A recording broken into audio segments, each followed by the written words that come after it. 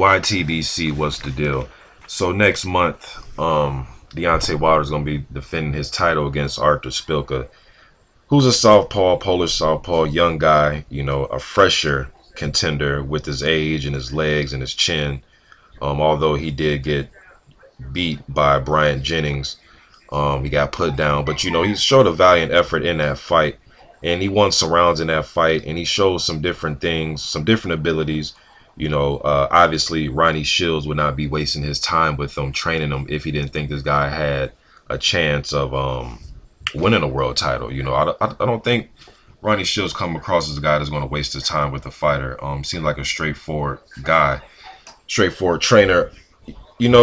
I was looking at just different southpaws that have won the heavyweight title. You go back to Michael Moore defeating Holyfield. Holyfield, he opened up as a 25-1 favorite. On fight night, he was the 5-1 favorite. Holyfield versus Bryd for that vacant title. Bryd won that fight against Holyfield. I couldn't find the betting odds on that fight, but around that time, I would probably say Bryd was probably slightly the favorite in that fight. If not, Holyfield could have been even. I couldn't find the odds for that. Then you have Corey Sanders blitzing Vladimir Klitschko.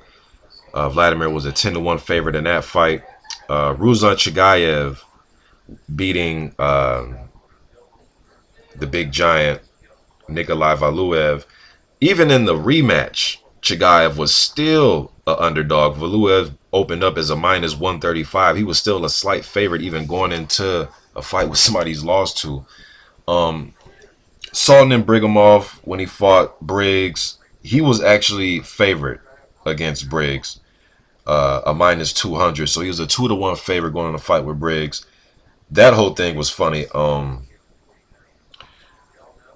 I remember Briggs, he pulled out of the first fight, he canceled it, and then the Brigimov camp was saying he was lying about having pneumonia and asthma, and they didn't think Briggs wanted to fight. And then I remember it was something where Mike Tyson was supposed to be in Brigimov's camp, and it was supposed to shake Briggs up, and just a whole bunch of shit going on with, Mike Tyson was supposed to be in the camp, but he didn't.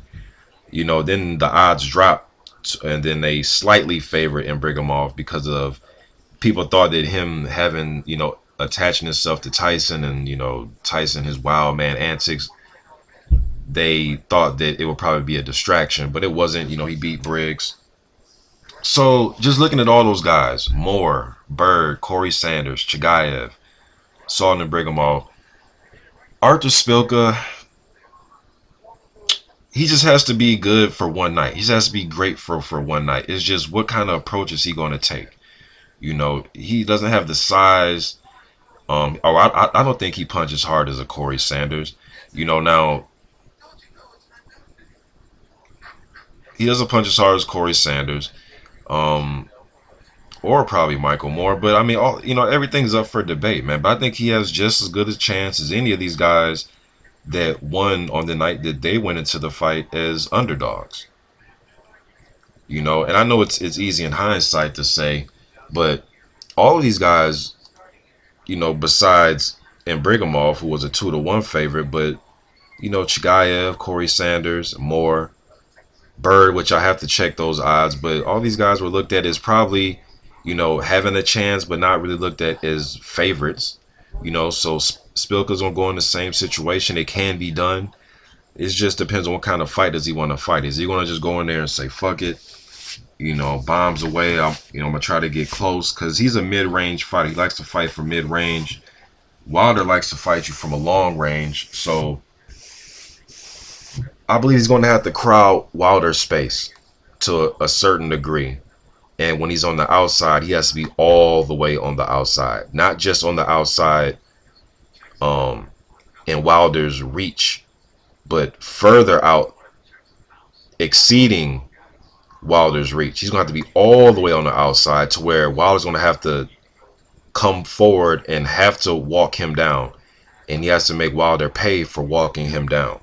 If he tries to stay on the outside and box Wilder, and it's going to be at Wilder's range, he's going to get hit with right hands. He may get stopped.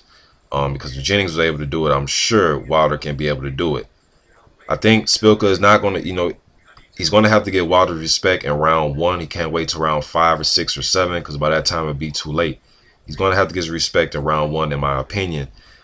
The whole we're going to take Wilder until the 12th round and see what he has, that's not going to work. Now that we've seen him go those rounds, we can't use that as an excuse, or we can't use that as a strategy, in my opinion, solely as a strategy to beat Wilder now. So now we know he can go the distance. So different, I think, different strategies have to be used, because nobody really has crowded his space in an effective way. And I think Szpilka, at 6'4", 6'3", with some pop, fresh legs, confident. He's going in there with nothing to lose. He does have athletic ability. He has a good boxing mind in his corner. This is the perfect example for an underdog.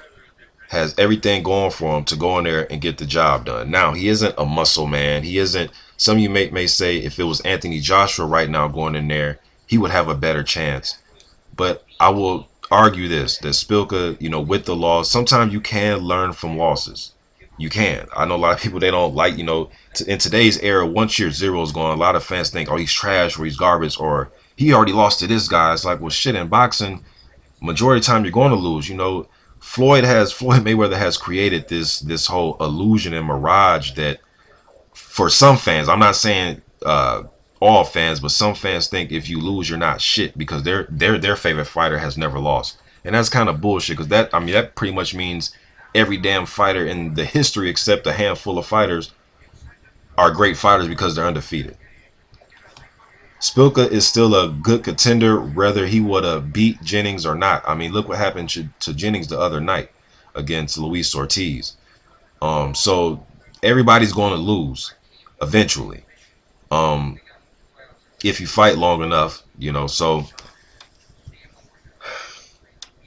I think Szpilka does have a chance. I've seen him open up I've seen Wilder open up as a 16-1 favorite.